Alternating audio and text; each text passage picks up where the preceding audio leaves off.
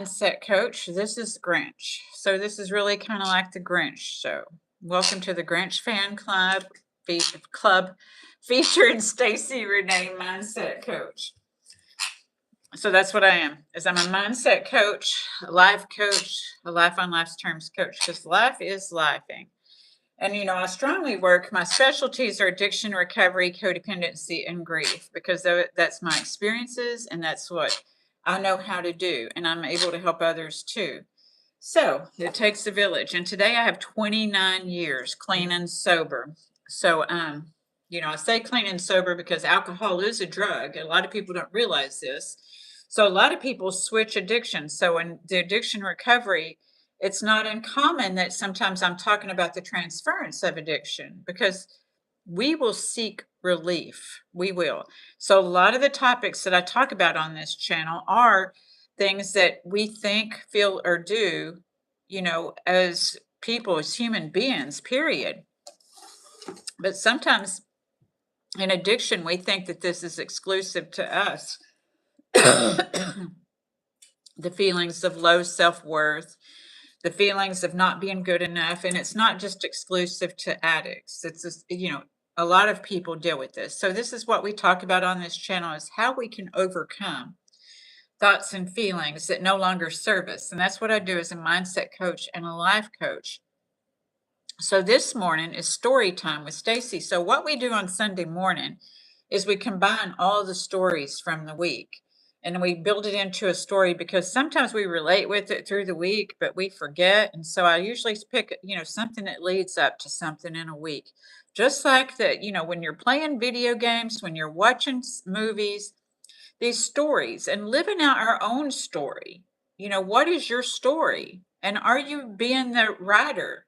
Are you being the author of your own story? So this morning we talk about story time with Stacy. And we're going to talk about how, the wounds that we carry, because a lot of us don't even know what they are. And they just think that it's about them, him, her, this and that, and all these injustices. Thank you, Akaza Touch. I appreciate you saying hello. Hello to you. Where are you joining from this morning? My name is Stacy Renee. I'm a mindset coach, a life coach, and I specialize in addiction recovery, codependency, and grief, kind of trying to bring awareness to that. Good morning, John London. It's better time of day to get to meet today, isn't it? I'm excited to see you because, as you know, what we're doing today is we bring all of this to a head. Is all the things that I've talked about this week, the fear of being wrong, and how, the addiction to control. And then Friday night, how we talked about the pain. Hello, Rashpay Wally. Hello.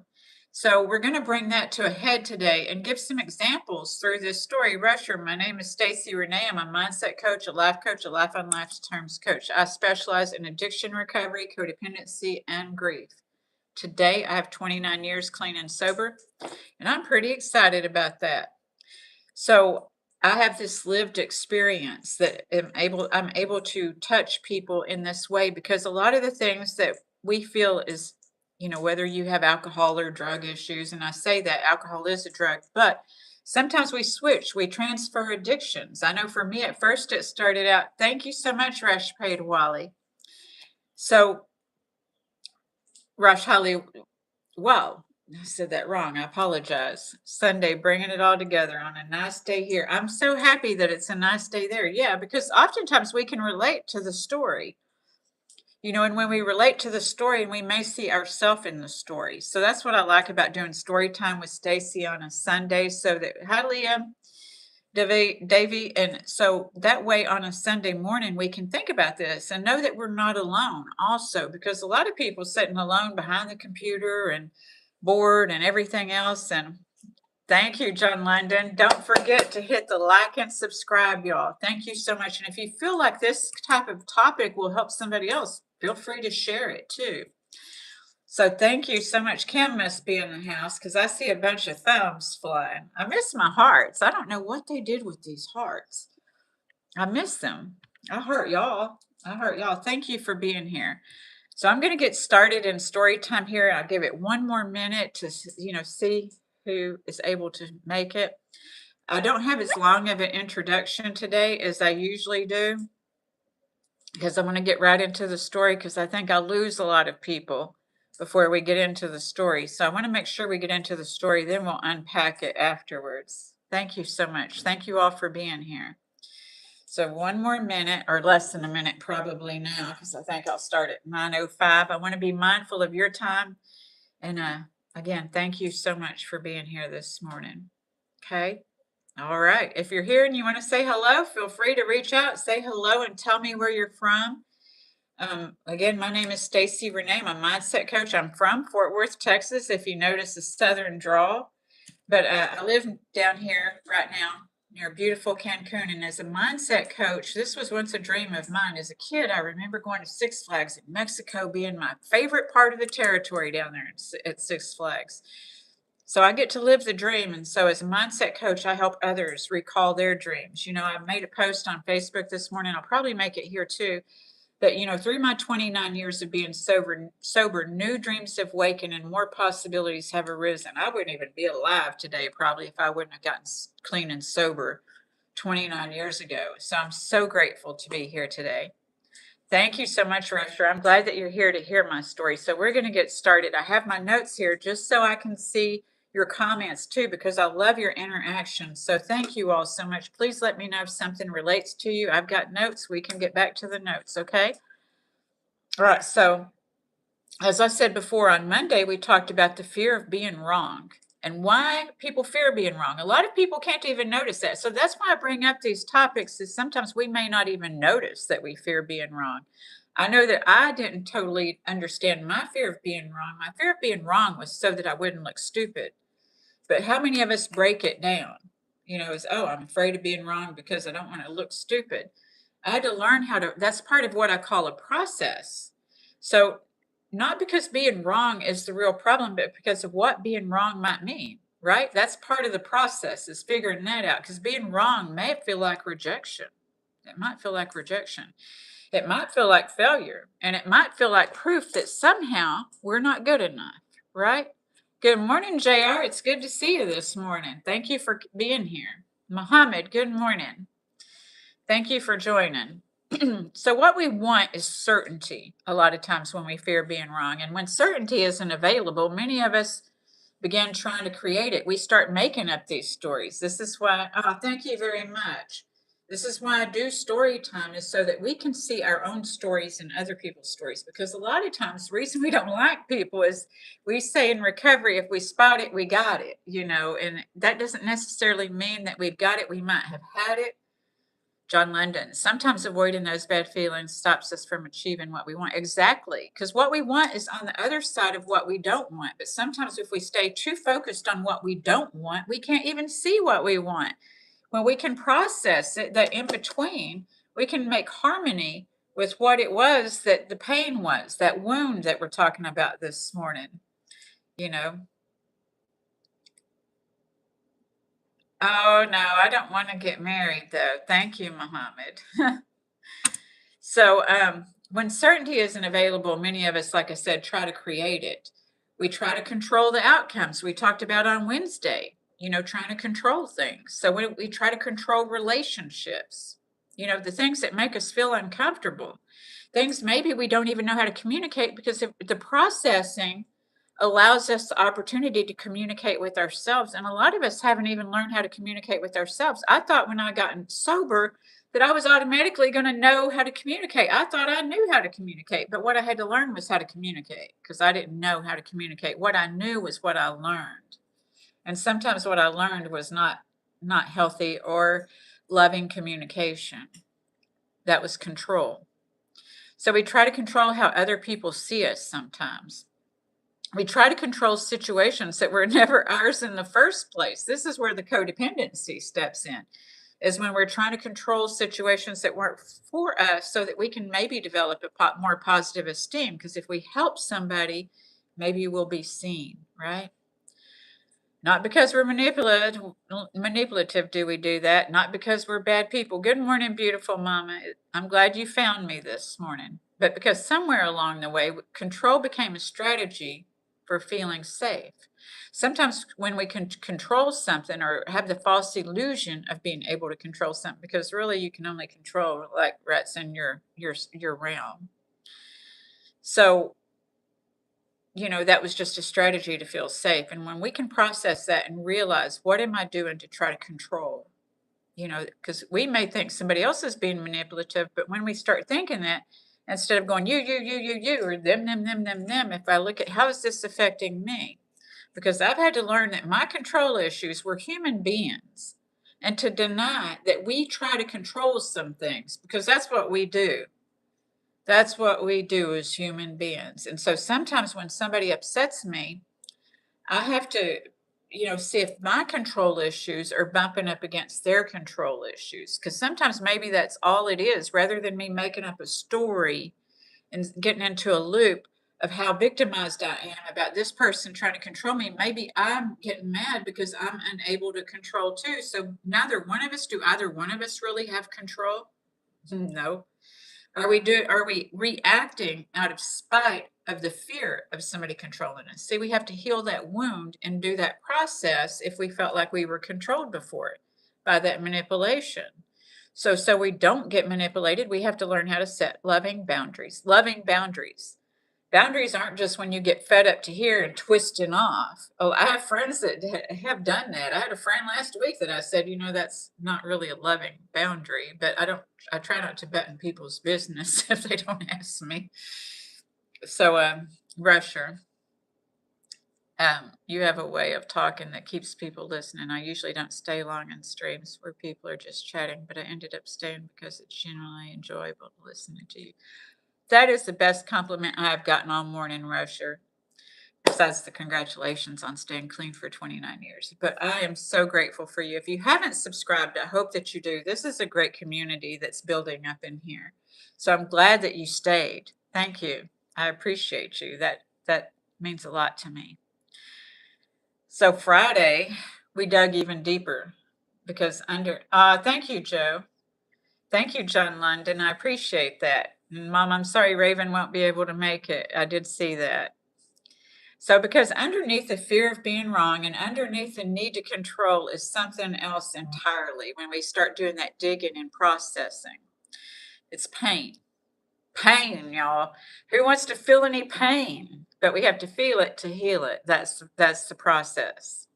So pain we haven't fully felt. A lot of times when we're making these stories up, we're not feeling the pain. We're trying to make sense out of something, and we maybe even be re-feeling a pain.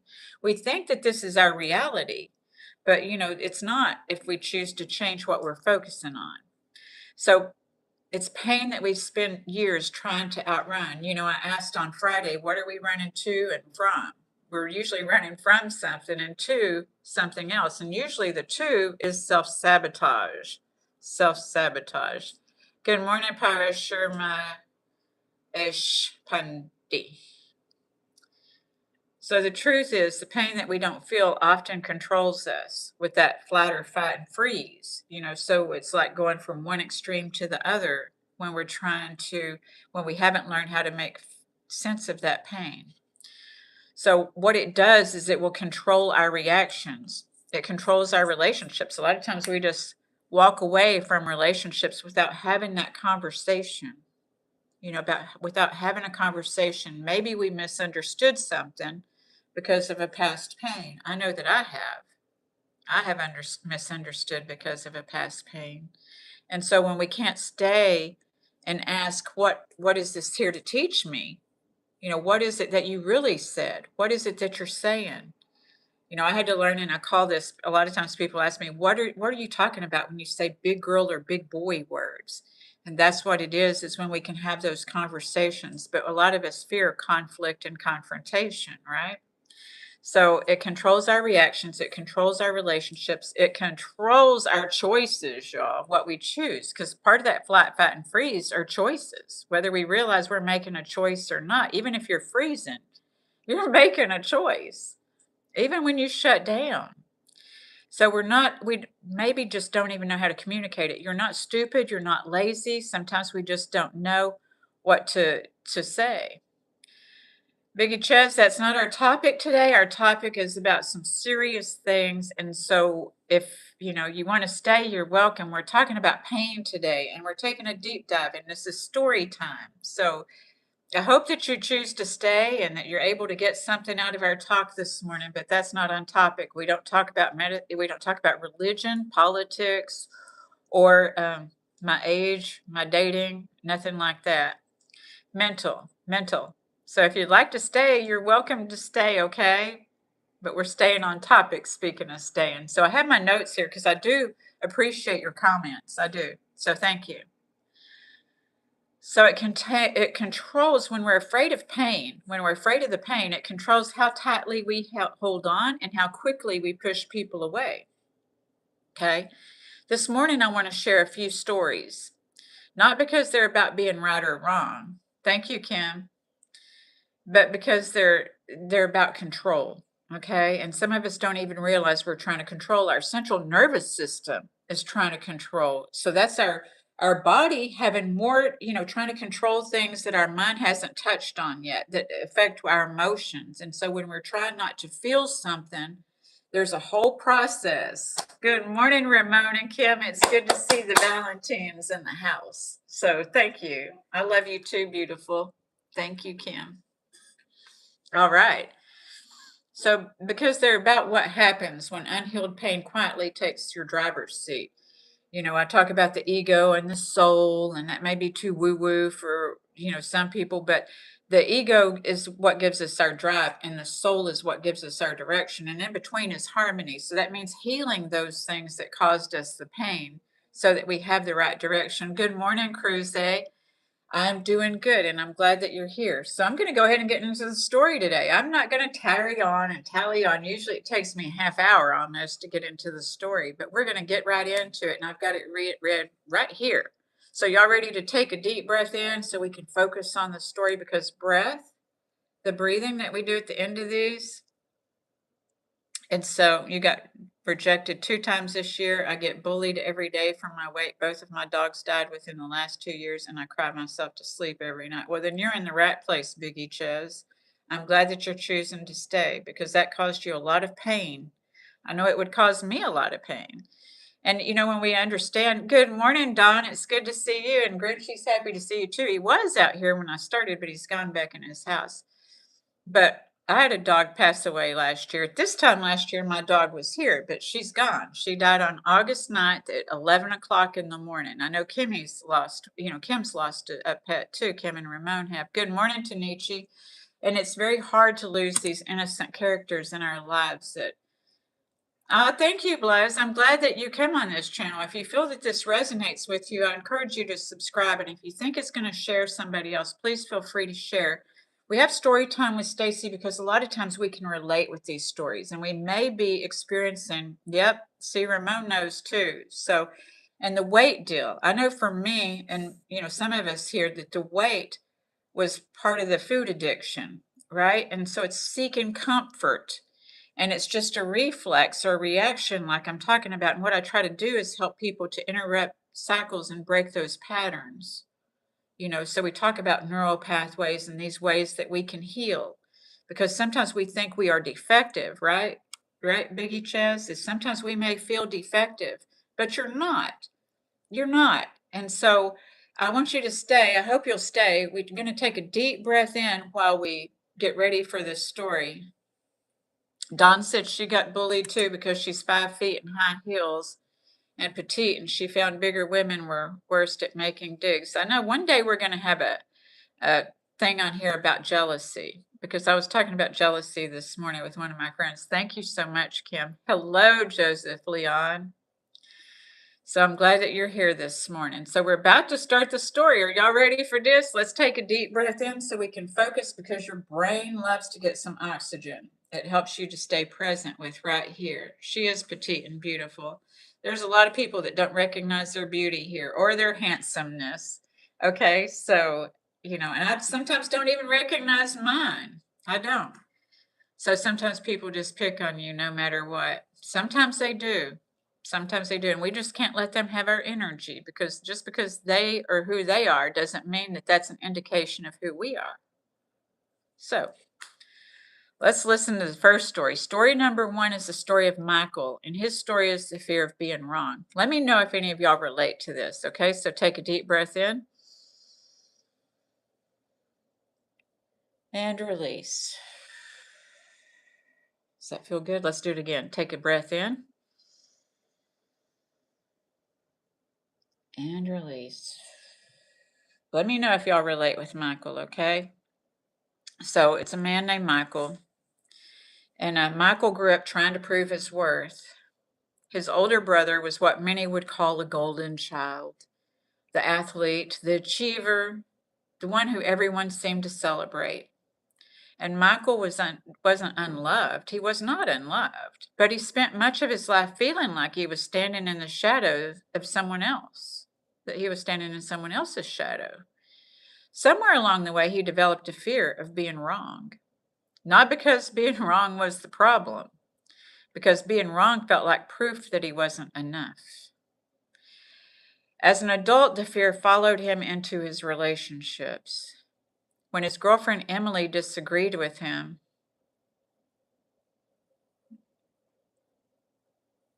thank you, unknown. When his girlfriend Emily disagreed with him, even over something small, it wasn't experienced as a simple difference or opinion. It felt like a criticism. It felt like rejection, and it felt like a threat. The louder the fear became, the louder he became. What started as conversations often became arguments. What started as disagreements often became verbal attacks. Emily kept hoping she could love him enough that his pain would disappear. She tried to understand. She tried to reassure him. She tried to explain that she wasn't his enemy. But it seemed to get worse. She found herself afraid that the slightest disagreement would set him off. Over time, she began losing attraction to a man that threw tantrums like a toddler whenever he felt threatened, no matter how intelligent or capable he was in other areas of his life. What made it harder was that she understood where it came from. She knew he wasn't fighting her. He was fighting the feeling that he wasn't good enough. Hi, Mr. Semenveerd. It's good to see you this morning. Yet every time he demeaned her, every time he tried to make her feel stupid through verbal assaults, a little more of her self-esteem disappeared. Eventually, she realized something painful. Hey, Rodolfo, I'm glad you made it this morning. Understanding someone's pain doesn't mean sacrificing yourself to it.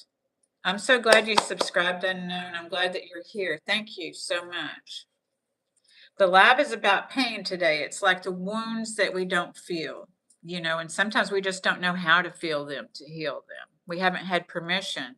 Maybe as a child you didn't get permission, so as an adult we're still carrying these wounds. How did I see you? Just when you make a comment, I see your comments, Rodolfo. So as much as she cared about him and didn't want him to hurt, she had to save herself. There wasn't a happy ending. I can't tell you there was a happy ending. It wasn't some dramatic breakthrough. Healing took time for her. And while Michael still carried anger and hurt about losing her, he had already begun seeking comfort from other people long before she left, long before the relationship ended. Anybody relate to that? I know I do. Two people, they were two different paths. Sometimes closure isn't reconciliation. Sometimes closure is simply accepting that each person must find their own peace. Release your inner child and we have to work on our inner child wounds. A lot of times we don't pay attention to that inner child, and that's what's making us react as an adult. There are two Rodolfos in here. I'm the real Rodolfo. Okay, good. Thank you, the real Rodolfo. Okay, Sanam. Okay, well, sometimes you got to do that, Sanam. So story number 2. Story number 2 is about Sarah, the hidden addiction to control. It's not just all about men up in here. We ain't bashing men. Because women can be doing the same thing and men can be doing the same thing. Just for context, I make a story about a man and a story about a woman. Okay. So the second story is about a woman named Sarah. Okay. Thank you for letting me know, Rodolfo. So Sarah carried a different wound. Deep down, she was terrified that she wasn't enough. She was so afraid that someone would eventually discover it and that she unconsciously spent much of her relationship looking for evidence. Unfortunately, it was evidence that she wasn't enough. Kept repeating this, feeding that validating the evidence that she wasn't enough. It's crazy, but some of us do that. So evidence that she wasn't loved. So she wanted someone who knew her better than she knew herself because she really didn't know herself. Okay. Thanks, Rudy, for clarifying. I appreciate that. So she became a detective. Some of us learned how to be a detective growing up, didn't we, Mom? So she watched everything. Rudin. Okay. So how quickly, she watched everything. How quickly he answered her text. How often he bought her gifts. How often they had sex. How affectionate he was. How attentive he seemed to be. If she couldn't reach him right away, her imagination took over. If he didn't answer a text, she created stories. What was he doing? Who was he with? What was he thinking? Did he still care? Did he love her as much as she loved him? Her attention became so focused on him that she stopped paying attention to herself. She thought she was protecting the relationship. What she was really trying to do was protect herself from uncertainty. Meanwhile, her partner Daniel felt increasingly uncomfortable. He felt micromanaged. He felt watched. He felt like no matter what he did, it wasn't enough. Anything he said could be wrong. Any delay could become a problem. Eventually, he told her how he felt. All right, you got to go. You got to go. Okay. All right. So, at first, she didn't understand. She thought she was being loving. She really did. She thought this was love. She thought she was being attentive. She thought she was being careful. But after some difficult conversations, they took some space. Sarah felt terrified. She was terrified of this space. Yet something unexpected happened. Daniel remained a gentle presence. He did. He didn't abandon her, but maybe that's what she was afraid of, right? He wasn't chasing her. He wasn't rescuing her. He wasn't abandoning her either. I know, Susan, Rudy had to go. I had to let Rudy go because, yeah. Okay. He simply maintained healthy boundaries. For the first time, Sarah had to sit with the fears that she had spent years trying to manage through control. Through counseling and self-reflection, she began healing the insecure parts of herself that felt abandoned and afraid. She learned that trust is not something we force from another person. Exactly, Kim. Exactly. He was like trying to take this life hostage, wasn't he? So she learned that trust is not something we force from another person. It's something we build within ourselves. Over time, they slowly started over. See, Grinch thought I was tapping, didn't he? Not perfectly, not magically, but differently. They started over differently. Daniel learned to maintain his boundaries. Sarah learned to stop investigating and start healing. Their relationship became less suffocating and more peaceful.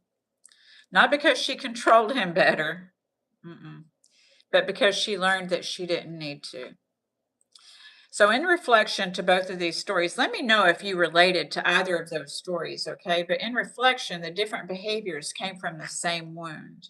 Can y'all see that? And sometimes you know, when we talk in recovery, sometimes we think we talk about how these things manifest in a variety of ways. And it's sometimes it can be the transference of addiction because we will seek relief.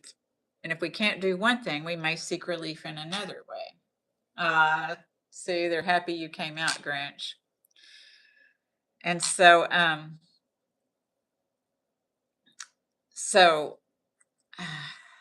Susan, are you on topic today, darling?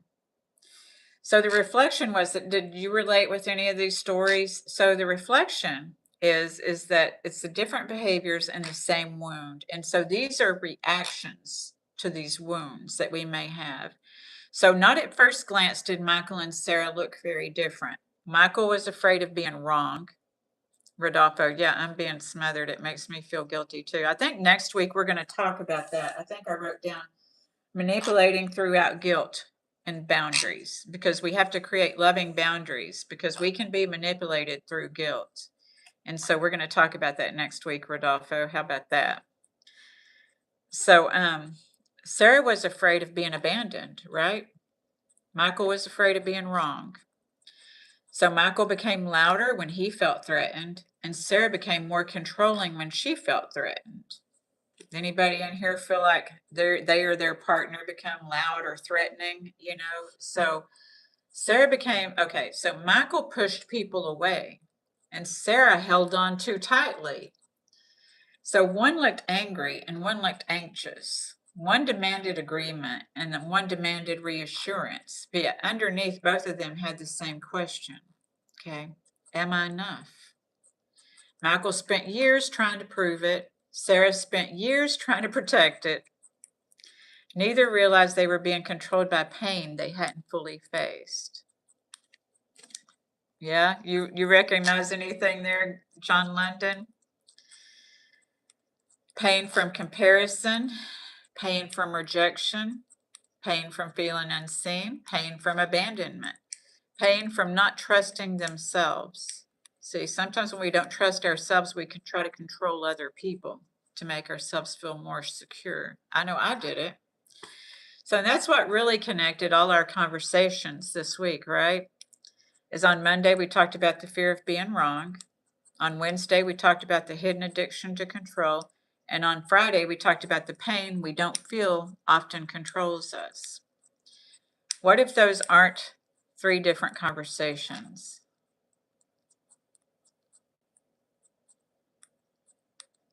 We do look alike? Okay, I'm gonna have to go look at your profile. It reminds me of every action has an equal opposite reaction. I see it often. Exactly, John London. We live in an electromagnetic field, and a lot of people don't realize that, where there's attraction and repulsion. A lot of times what we're doing to try to control people's attraction to us actually repulses. And I did it, and then I had it done to me, and I'm like, oh. And a lot of times we want to, be a victim. If we don't learn not to be a victim, sometimes we have to learn not to be a victim. I had to take responsibility for my actions. I'm not a victim. So I had to take responsibilities. We may have been victims at one time in our life. So I'm not denying people's reality. But what I'm saying is, in forgiveness, we learn how to not allow that to control our lives. So it does take a process. It's not something we can just say, get mad and pissed off and say, I'm not going to let that control my life, because it's embedded in your central nervous system. Grinch always agrees with me. That's why, yeah, Grinch is my ride or die bird. He does. Sometimes he argues with me, though, and it often takes conscious effort and responsibility, like you say, to change. Exactly. Because sometimes people say, this always happens to me. And that's when we're in our victim mode. And I've done it. I'm not shaming anybody. I talked about that this morning. I have 29 years. I know you know John London, because I'm pretty excited and know that a lot of times people don't talk about this, but I've stayed clean and sober through a lot of things, a lot of life on life's terms. And so it is possible. I didn't choose to stay a victim. I wasn't a victim of life on life's terms. There were things I didn't like, but I had to learn to grow through it. I could go through it or I could grow through it. So Leo Lee, why can you feel alone in a room full of people? I would rather be by myself than feel alone. Are you comfortable with yourself, Leo Lee? Because I know for me, I used to feel that way too, but I really wasn't even comfortable with myself. I didn't feel, comfortable in my own skin. I didn't feel like I was enough. That was part of the reason I didn't like being in a room with a lot of people. Well, I don't know. I would have to have personal sessions with you to see why you don't, And my email, if anyone's interested in one-on-one sessions with me, my email is in the description because I'm talking to a collective here about one topic. So I don't know. I hate being alone, but I hate being with people. Well, it could also be your astrological sign. I'm just saying. I don't know. I know a lot of people don't believe in that, but I know that, thank you so much, Kim, Joseph, Leon. I love other people. I would be in a large group 24/7, preferably. Yeah, we like to put labels on things, right? Like introvert and extrovert.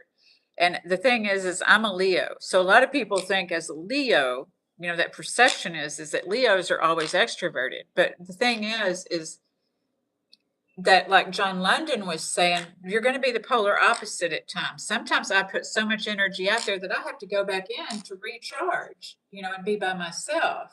Thank you, John London. Yes, thank you.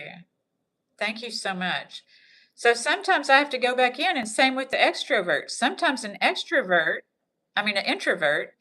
sometimes an introvert might have to go out because there is unity in community. And we do desire to have love and compassion, and we're worthy of it. But a lot of times we block it with our thoughts of not feeling worthy. Oh, because I know too many people who have killed themselves. So I feel like if I say the wrong thing, that comes to mind. Oh, well, I don't know if you were here earlier, but I talked about how I had to learn how to communicate. And when I learned how to communicate, I had to learn how to take responsibility for my thoughts, my words, my emotions, and not to take others' energy on. Is I can be empathetic with and also apathetic at the same time, and there's harmony in between those two titles. So I choose not to run with the titles so much because everything's changing. I could be one thing one day and be something else another day. I mean, that's how we are as human beings. Sometimes we like being around people, and sometimes we don't like being around people, right? Hey, McGlove and Pam, it's good to see y'all this morning. Greetings. Taurus moon, Taurus rising, Libra, but all I see is Taurus, Gemini. Yeah, so there's a twin, Joseph Leon, with the Geminis. That's definitely that personality of this, and is that we can, and all of us can be that way. See, this is the thing, is why it's not just to one astrological sign, because like Rodolfo was saying, sometimes you got all these other things going on with the planets. But the planets, I do believe, affect us and affect things that are going on around us. Because if the moon can control the sea, then other things can be controlling us too. The sun controls us. If we don't have sun for a certain amount of time, then we start having feelings. All of these things. And there's a lot of planets we don't see. So this is kind of like our truth in the seen and unseen. Is that there's a lot of things happening if we choose what perspective we want. And that's when people are talking about, whether you're woo-woo or not, when people are talking about the quantum field, is that has to deal with your perspective. Because like Ford said, whether you think you're right or wrong, you're right. Whether you think this is good or bad, whatever of those choices, you're right. Because whatever you perceive is what you're going to send out and receive back. This is the problem with mixed emotions, is when you're hoping for the best but expecting the worst, is that you're getting a mixed emotion. So it's going to take you even longer to manifest what it is you want to manifest because it's not clear. So getting back to topic, I love talking about this stuff. I love talking with you all. Thank you all so much for being here. I know, I'm glad Grinch ain't a flat or fat baby too, Mama. Yes, Grinch decided to come out. I think he thought I was tapping because I went like this on my chest and he came out. The most powerful force in the universe. I don't know. Some would say it's God, right? I think that for me, it's the electromagnetic field and the quantum field, but all of that is God. Right? For me, that's God. God is everything. Okay, Susan. Thank you. So we'll get back to the notes now. So what if they're the same conversation? Because the fear of being wrong often creates the need for certainty, right? I know that certainty is also what we want with security. Certainty would make us feel secure, wouldn't it? And if you grew up insecure, then you're always looking for security and certainty. So because the fear of being wrong often creates that, right? So the need for certainty often creates the need for control, because if we can control it, then we can be certain. So, and the need for control is often protecting pain we haven't fully faced. So I don't know if y'all, related to this story or not, and you related to what I just said if you relate for the story. But the truth is, pain doesn't disappear just because we avoid it. I know I tried, y'all. I tried. It doesn't disappear because we become right. You can be right about some things, and maybe still your pain's not going to disappear if you haven't looked at the pain. It doesn't disappear because we gain more control. It doesn't disappear because we get enough reassurance from other people. That doesn't make the pain disappear. Unfelt pain has a way of showing up anyway. You related to the story, Rodolfo? If any of y'all related and want to share the parts that you related to and what was most helpful to you, that would be cool. Unfelt pain has a way of showing up anyway. Sometimes it's anger, sometimes it's anxiety, sometimes it's perfectionism, sometimes it's people pleasing, sometimes as control, sometimes as the need to be right. And the goal isn't to judge ourselves for those behaviors. The goal is to become curious enough to understand them. Because when we understand what behavior is protecting, we can begin healing the wound underneath it, right? So it goes from this to that. So sometimes we can't even see the positive when we're so busy trying to focus on not having the negative happen, just afraid of the negative, running on that fear. That's your central nervous system running too, and you will be exhausted. So maybe the question isn't, how do I stop being afraid of being wrong? How do I stop being afraid of, what am I afraid of being wrong might mean? What are we afraid of being wrong might mean? Does it mean we're stupid like I used to think? That's what I used to think. Maybe the question isn't, how do I gain more control? Maybe it's past relationship where you think you can change someone, right? Can't change nobody but ourselves. The power of zero. Sometimes they say that that's the zero would be like a hula hoop, right? And in recovery, sometimes we say all we can control is what's in this hula hoop, What am I trying to protect myself from feeling? Because a lot of times we just don't know. And that's why, it helps sometimes to have a coach or a mentor or a, counselor or a therapist or a clergy, somebody to help you process your feelings, because a lot of us have never learned how to express our feelings. Because the freedom we're looking for isn't found in certainty, because we live in an uncertain world. I was just watching something last night. I like to watch the Diary of a CEO, that makes you ponder these thoughts. It's here on YouTube, and it makes us ponder things. And so any of us could not be here tomorrow. So how do we want to finish the day? It's about what we do on a daily basis and what are we going to leave when we leave, Rodolfo, Joseph. It's just evolution. Exactly. Past relationship where you think you can change someone. Yep. Can't change anyone but ourselves. And Rodolfo, it's sort of nice having someone who follows your every move, but it's annoying and smothering too. Yeah. So Rodolfo, having to shake someone off my leg. I know. Did you get to hear the story number 2? Was it helpful for you to how you can support but learn the boundaries? And we'll talk about that more next week, okay? But were you here for story? You were here for story number 2, weren't you? I'll read it again in a minute if y'all want me to, if anyone wants to stay here for me to read it again. You did get to hear it? So it isn't found in control. Certainty and security isn't found in control. It isn't found in always being right. It's found in self-trust. Trusting that life will not always unfold the way we want it to. It hasn't unfolded for me the way that I want it to, and it may still not, because I have no control over that. Trusting that people will sometimes disappoint us. Trusting that uncertainty is a part of being human, like was said earlier, evolution. And most importantly, trusting that whatever happens, we'll meet it. We've met stuff before that we didn't know was going to happen, right? Sounds vulgar. Well, it wasn't meant to sound vulgar. I thought it was sweet the way that it ended. It actually had a happy ending. Story number 1 didn't have a happy ending. So most importantly, trusting whatever happens, we'll meet it. We'll learn. We'll grow. Oh, joke. Okay. I'll laugh now then. Yeah. We'll learn, we'll grow, we'll find our way, not because life is certain, but because we no longer need it to be. And perhaps that's the real freedom. Not certainty, not control, not perfection, but trust. Trust that life will rise.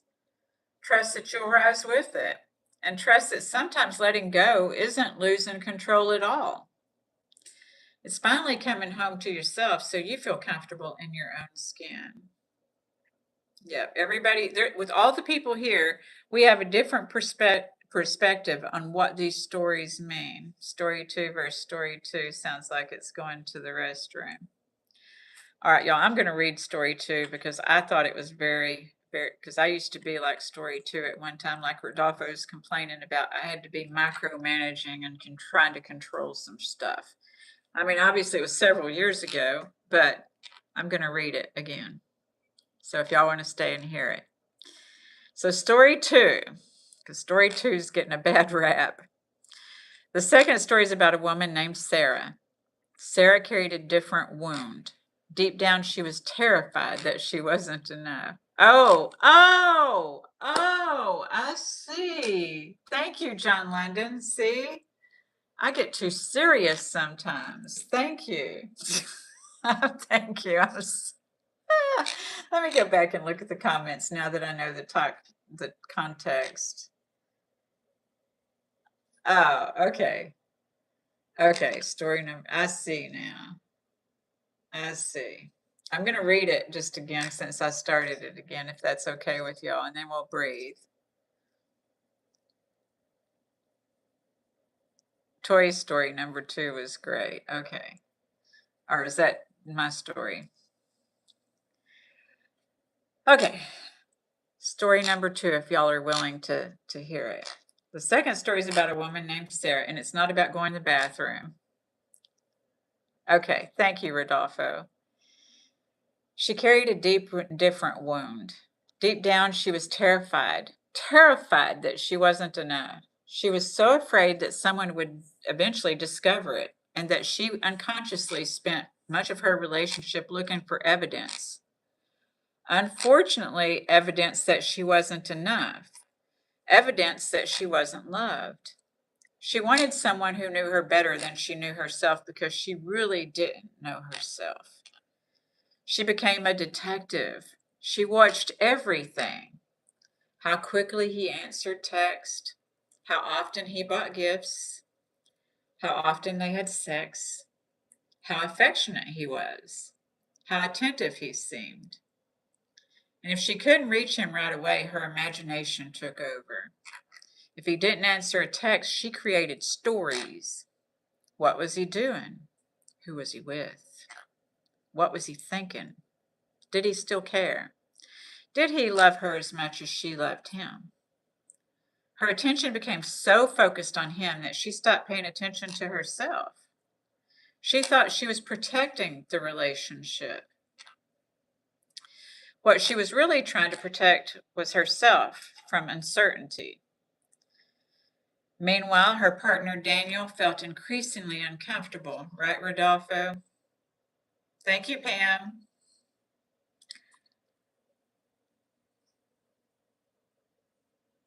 He felt micromanaged. He felt watched. He felt like no matter what he did, it wasn't enough. Anything he said could be wrong. Any delay could become a problem. Eventually, he told her how he felt. At first, she didn't understand. She thought she was being loving. She thought she was being attentive, and she thought she was being careful. But after some difficult conversations, they took some space. Sarah was terrified, yet something unexpected happened. Daniel remained a gentle presence. He wasn't chasing her. He wasn't rescuing her. Yep, you relate to that. I thought you'd relate to that. He wasn't abandoning her either. See, that was what she was afraid of, right? He simply maintained healthy boundaries. For the first time, Sarah had to sit with the fears she had spent years trying to manage through control. Hey, Don. Nihilism. You know who likes nihilism? Johnny Depp. And I like Johnny Depp. All right. So anyway, we all know that, right? So anyway, for the first time, Sarah had to sit with the fears she had spent years trying to manage through control. Through counseling and self-reflection, she began healing the insecure parts of herself that felt abandoned and afraid. She learned that trust is not something we force from another person. It's something that we build within ourselves. Over time, they slowly started over. Not perfectly, not magically, but differently. Daniel learned to maintain his boundaries. Sarah learned to stop investigating and start healing. The relationship became less suffocating and more peaceful. Not because she controlled him better, but because she learned she didn't need to. So I think that you relate with that, Rodolfo. I think somebody else in here might have related to story 1 first. But Lord Coolwick, should you punish a woman in place of a man? I don't think adults should punish other adults. I don't believe in that at all. I don't believe in men and women punishing each other. Either you like a behavior or you don't like a behavior, and you can't control it. See, that would fall in control, right? Is when you're trying to punish another adult. I know I used to try to punish other adults, give them the business, silent suffering. No. If you want a yes or no question, no. You can't punish a woman. You can't punish a man. You can't punish people. No. All right, that's not nice. That's not nice. Only if it's a good time for her. See, that makes it a one-sided relationship sometimes. I see what you're mean. See, I got it. Only if it's a good time. Some people do have a good time being punished, don't they? Some people do have a good time. All right. So remember, we said that this comes from the same wound Michael and Sarah had. You know, Michael was the one who was wounded first with the fear of being wrong. Sarah looked very different. Michael was afraid of being wrong. Sarah was afraid of being abandoned. Michael became louder when he felt threatened, and Sarah became more controlling when she felt threatened. Michael pushed people away, and Sarah held on tightly. One looked angry and one looked anxious. One demanded agreement and the other demanded reassurance. Yet both of them underneath had that same question, am I enough? Michael spent years trying to prove it, and Sarah spent years trying to protect it. Hormones are natural painkillers. Well, I don't know. So I hope that this story today was helpful for you all. And again, I'm going to just read the ending again so that, you know, if you came in late and you heard story 2 or wherever you came in, that you get a context of what this story was about. And if you missed it, I do hope that you'll go back and watch it. If you related with it, and I hope that if you related with any of this content, I hope that you will subscribe and that you will, share it if you think it's going to help somebody else. So the truth is, pain doesn't disappear because we avoid it. That's truth. It doesn't disappear because we come right. It doesn't disappear because we gain more control. It doesn't disappear because we get enough reassurance from other people. Until I'm getting tired. Unfelt pain has a way of showing up anyway. Thank you, Shadion. Sometimes pain shows up as anger, as anxiety, as perfectionism, people pleasing, control, the need to be right. And the goal isn't to judge ourselves for these behaviors. A type dose. A type dose. We all are worthy, beautiful people. That's what I want us to breathe in. We're about to get to our final part of this and the breathing.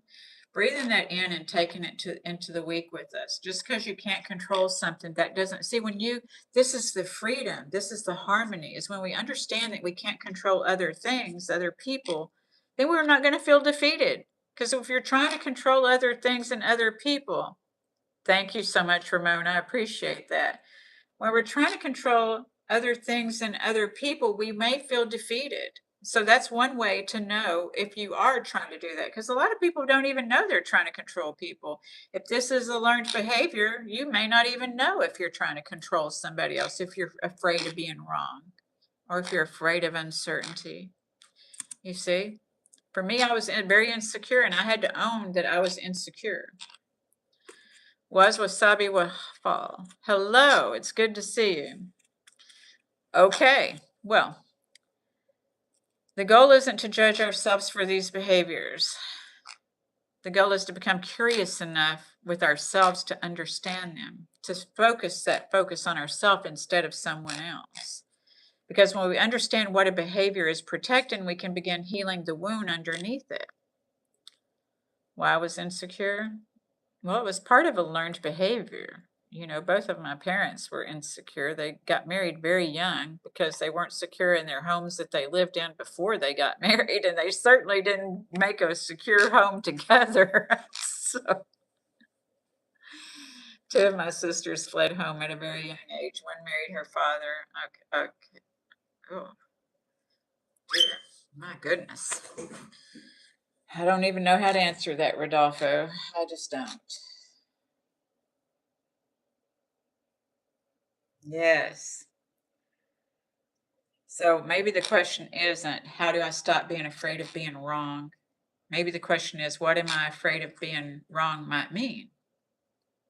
Absolutely, 100%. See, that's so cool. See, I'm so blessed that I have a great relationship with my family, you know.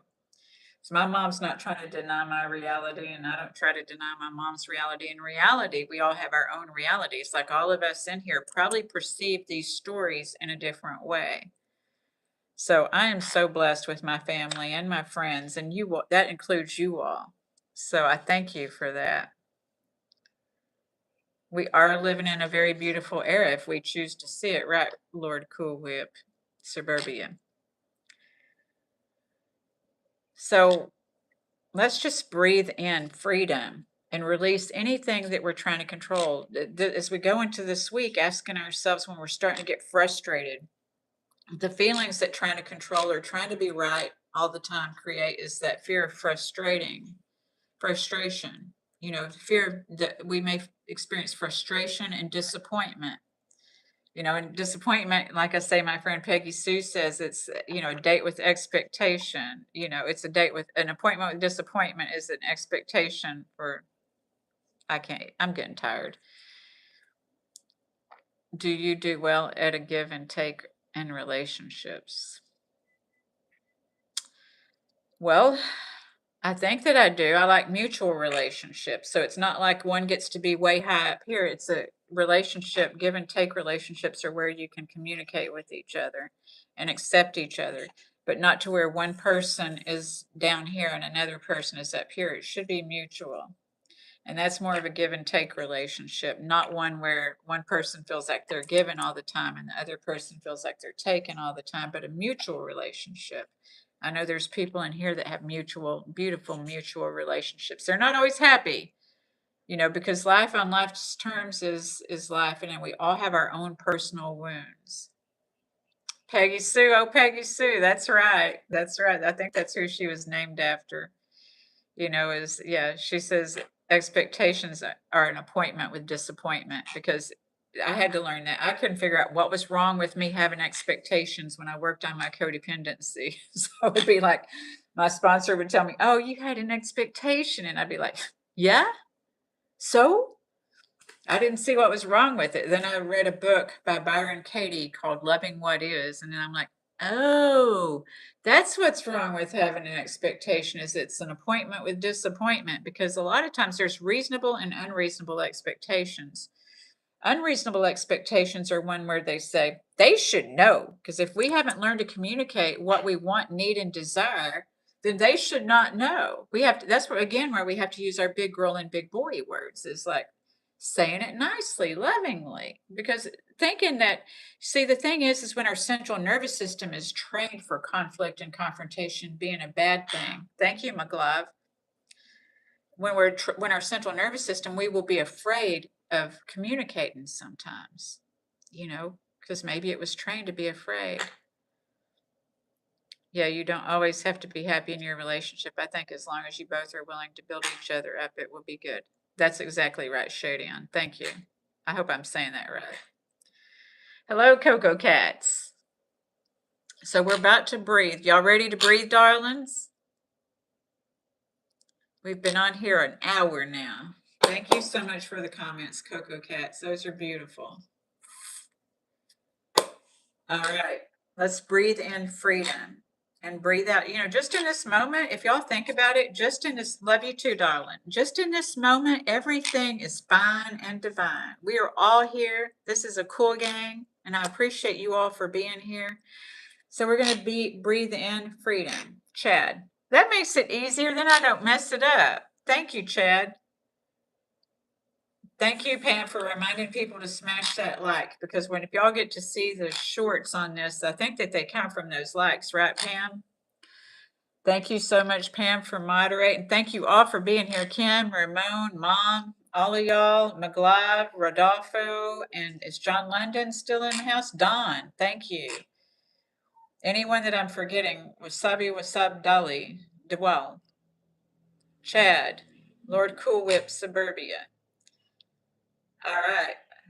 Joseph, thank you all so much for being here. Yes, and if you're not subscribed, I hope you will subscribe and select the notification. Also, y'all, if you're looking to, some of you indicated in here that you were bullied, with weight and things like this. And if you feel bullied, Pam is also, Monjuro Journey with Pam is also, I know, Grinch, and Susan.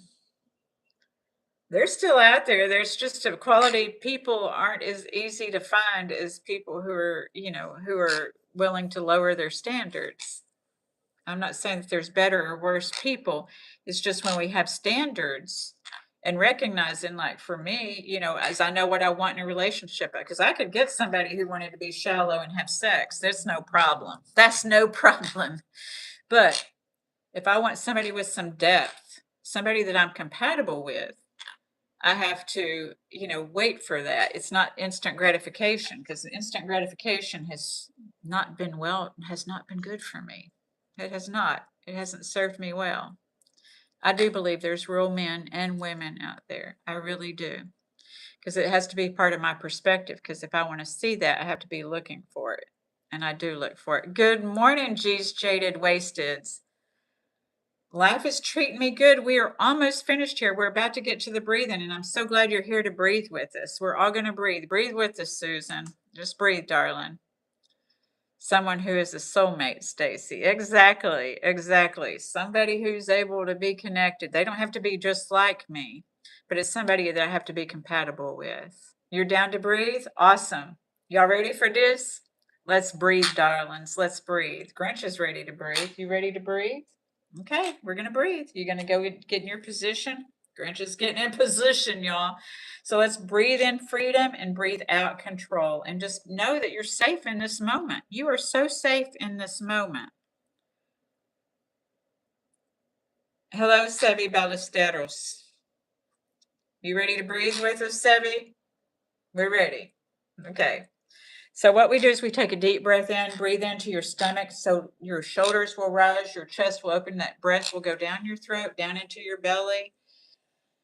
Your heart will open, your mind will too. And we're going to hold it for 4 counts if that's comfortable. If it's not comfortable, don't hold it 4 counts. Just do the best that you can. The point is to sit in this moment and breathe and feel safe. Sometimes you may hear things that you may not hear when we're busy thinking and all of this. You may feel your heartbeat. You may be so busy all the time that until you do this breathing, do you feel your heartbeat? We're only going to do 5 of them. So y'all stick with us. Let's do this together and breathe to each other. You can hold 1 second. Okay, so here we go. Here we grow. Take a deep breath in. Hold it. And release. What are we releasing? Control. We're breathing in safety and freedom. Breathe in.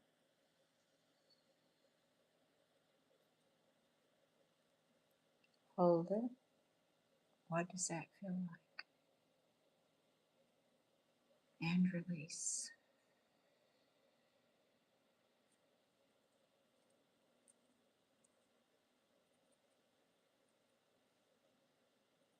Breathing in freedom.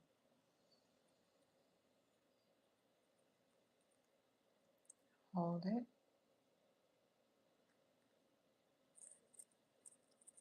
Release. Just 2 more. Breathe in.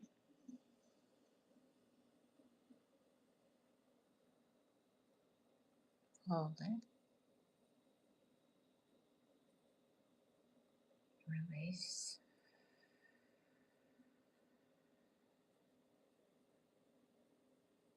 Last one. Breathe in.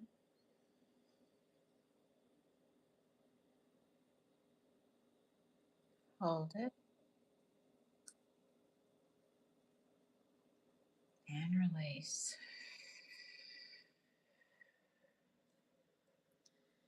Look, y'all now safe and protected and divinely directed. How about that? How about that? Again, I want to, to encourage you. Thank you, Pam, for moderating and everything. And if y'all are interested, like a lot of people, maybe you don't want to work out. You think, I can't afford a gym membership. Well, I don't work out with a gym, but Pam's Daily 50 is very helpful because you don't have to have a gym membership to do her Daily 50. If you just want to start something in your house, she's got some easy ways to do that. So, G's Jaded's Wasted. Thank you, Stacy. Every time I listen to you, it seems like everything is under control and problems are just minor inconveniences. I enjoy this. I enjoy you a lot. Thank you so much for being here today. I'm so glad you made it. And if you want, you can listen to it over, and everything. So I'll be back tomorrow night at 6 p.m. Central Standard Time. The topic is going to be manipulating through guilt and the boundaries and, gaining boundaries. So we'll talk about that tomorrow, Rodolfo. Thank you so much, Ramon. I appreciate you and your better half or your other half, Kim. I appreciate you. And see you tomorrow night, Mama. She's jaded, wasted. Holy shit. Seems like I was breathing. Now I'm out of breath. I know, right? It feels good, doesn't it? Because we're okay right this moment. And it lets us be in the presence. All right. Thank you so much. I will see you tomorrow too. You have a wonderful Sunday, G's J's Wasted. Thank you all so much for being here. Much love and appreciation. Isn't that serious? Yeah, it doesn't need to be that serious. Some things need to, it's just, yeah, we're safe. We're safe. And thank you all so much who've subscribed to this channel. And again, if Pam's got some good tips, if you want to learn to live a healthy lifestyle. Hey, Robbie, we missed you. Okay, thank you so much, Robbie. I'm glad, though, that you made it. And we appreciate you making it when you could. And I understand internet issues. Look at Grinch. Grinch is like getting into my cough drops here. Y'all know how I get up here and get to talking so long and I have to have a cough drop. Well, Grinch decided to get into the cough drops. Thank you so much, Pam. Again, y'all subscribe to Pam too if you're interested in some type of workout and you think you got to go to the gym. You ain't got to go to the gym. Pam will teach you how to work out right where you are. Kim, I love you. Thank you so much for being. My phone is ringing, so I got to go. This is my partner in crime, Soraya. She's back in town, so I may go play today. I want to thank y'all so much for being a part of my morning, though. It means a lot to me, and I look forward to seeing y'all tomorrow night. Okay? All right. Love y'all. See you later. Bye.